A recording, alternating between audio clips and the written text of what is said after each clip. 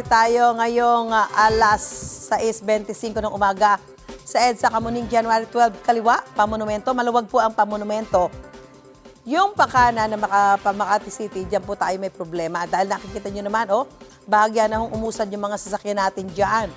Kaya kailangan maaga kayong gumalaw kung dadaan kayo dito sa area ito ng EDSA Kamuning. Tingnan natin sa Commonwealth Text. Yung lane na yan ay patungo po sa Fairview at nakikita natin wala namang problema ang ating mga motorista bagamat maraming naghihintay ng masasakyan sa mga oras na ito. Sa Espanya Lacson, yung kanan po patungong Quiapo, yung kaliwa patungo ng Quezon City. Wala ho tayo nakikitang build-up ng mga sasakyan sa mga oras na ito. Kahit po yan ay nasa traffic lights, yung nakikita ho natin ay bahagya lang na pagdating ng mga sasakyan both sides.